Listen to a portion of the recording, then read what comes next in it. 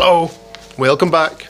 Today we're going to be talking about why we're abandoning the Kierkegaard collection.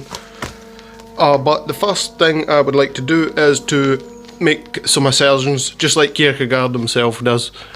Because once we break from the philosophy, which is the foundation of it, and we move to the psychotherapy, which is the part that we're after, because this is the formula for therapizing the disquieting mind. And the human discovery is replete with examples of people coming to the right conclusions for the wrong reasons. It's just happy accidents all the time. So what they're doing is throwing shit at the wall, and then you just see what shit sticks. Yeah, so the conclusions that you came to choose the type of shit that you throw at the wall, and the part of the wall that you aim for with the shit, are irrelevant because the important thing is that shit got thrown at a wall and shit stuck to the wall, right? It's no necessarily completely erroneous. Like this is based on Judeo-Christian values. So that is actually 3,000 years, the oldest documented religious and social evolution, like that we have. The most recent one, going back 3,000 years to the cradle of civilization. So it doesn't matter. It doesn't really matter about the philosophy because it's the psychotherapy that's important, and it has elements have been disproved, neglected, advanced on manyfold over the years by various philosophers and psychotherapists, but I believe that this is foundational. So it's a waste of time, pretty much going into the why it works. I'm just going to have to assert some things, so if you just humour me. So I'm going to say assertion number one is the most base thing I'm going to say about this, and is the framework for this therapy that came for this book and others like it worked. It worked for me, worked for my Western brain. I can only retro it back to this because I'm fairly smart, so I'm smart enough to understand this, and I'm curious enough to pursue it. But you don't need to understand this for it to work. It is a framework behind the psychotherapy model, and it worked. It worked for me, and I'm going to attribute that to a couple of factors. To say that in this book it's related to sin, but there is a part of my therapy. I've been assuaged by guilt my whole life, by the conscience, with the weight of the conscience. We had inquired enough and we had broke down enough, and it came down for me to empty my conscience of the guilt that I carried for a lot of my behaviour. So you could say that the first 10 hours, 5 or 10 hours of the psychotherapy was the reassurance, is the massaging of the self, and then the final act of being clear of the therapy, like and some therapists would call inner child work. And then once we'd done inner child work, it then opened me up to the confessional relief of confessing my sins, but just in a non-religious setting. And the reason that this works is because it's based on Judeo-Christian values that go back to the evolution of societies 3,000 years ago. I mean, the theology can be just total wrong, but that's why there's that division in Christianity, whether it's just metaphorical or whether it's literal. And it's obviously just metaphorical. Like, none is more clearly true than God didn't create the world, and there was no Noah's Ark. There you go. and various other silliness. Like, people don't rise for the dead. Of course, it's just fucking metaphorical. Come on now. I would like to assert also that some of the reasons is that this might work for me especially is the theological background in my past. But we all have that theological background in our past, even though recently we've become atheistic and we've drifted away from it. But like it or not, it is in the societal and in the recent genetic memory of our evolution as sapiens in the free mind Western.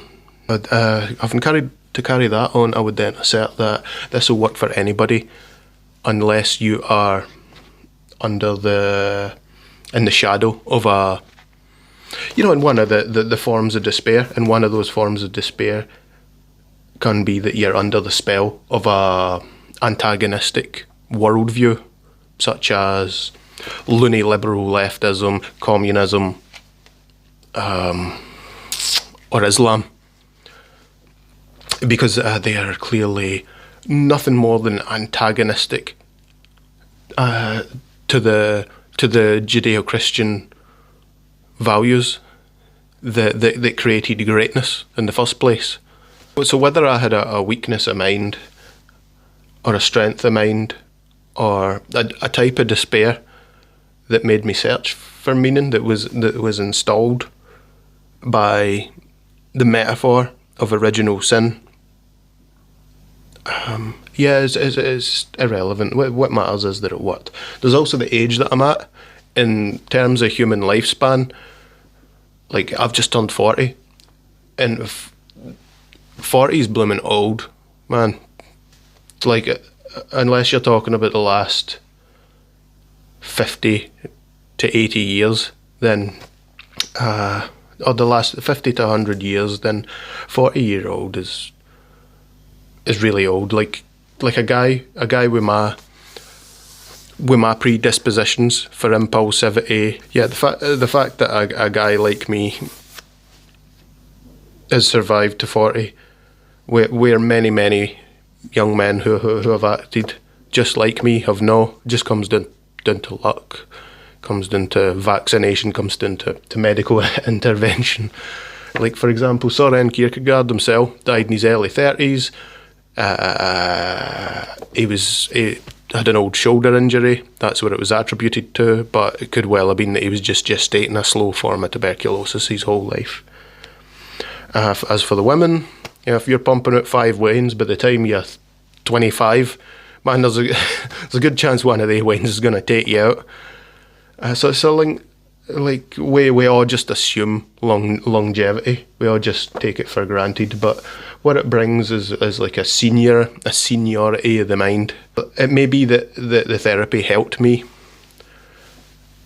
advance into this quiet place, because I have known children, I've known young people, I've known people all my life who have the quietened mind.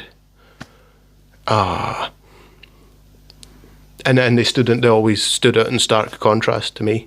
And now that I have the quietened mind, people who are disquiet now stand out in stark contrast to me in my eyes. I have the desire to help them, but I realise that that's futile, because what they really need is the desire to help themselves, and I'm not going to jeopardise my well-being anymore to try and help people who are incapable or unwilling to take the first step themselves. I spoke a minute ago about belief systems that are direct antagonists to the great and right Western, Judeo-Christian Western philosophy. Rattled them off. One I want to hone in on is Islam. It's so clearly just a copy-paste to the biblical scriptures, and it serves only as an antagonist to the great Judeo-Christian belief system and the foundation of belief. And it's so clearly, obviously, just an antagonist to that it self-defines as an enemy, as our enemy. Like, believe in it or no, communism, loony leftism, socialism, and religious fascism are our enemy. And you can deny that all day, and I will just wipe your. That just eliminates your opinion for any sort of consideration, because you're either deeply erroneous, self-deluded, or malicious, and therefore can be disregarded. So anyway, just like Kierkegaard, I've made a load of assertions, and what I'm doing is just throwing shit at the wall, and hopefully the philosophy behind the shit that I throw and the part of the wall that I target guides some of the shit to stick to the wall. And a lot will be wrong, just like Kierkegaard. Like with the scientific method, it largely negated the need for philosophy. Although there's a degree of philosophy that is required to determine the avenues of scientific investigation that we take. Anybody unlucky enough to be watching this shite finds themselves stimulated by it, then be assured that you don't need to be able to understand Kierkegaard. What you need to do is seek out a good therapist, and like I did, and it's expensive, and it's time consuming, and it's exhaustive, and it'll gut you to your core to work through this stuff. But the reward at the end is a quietened mind. And I didn't know any of this stuff when I entered therapy. It was only post-therapy that I was curious to find out where this miraculous cure came from. Because as Kierkegaard said, like trying to fix the disquieting way that your self relates to itself is nigh on impossible without a third party there giving you the guidance, even if you have a full understanding of the likes of this.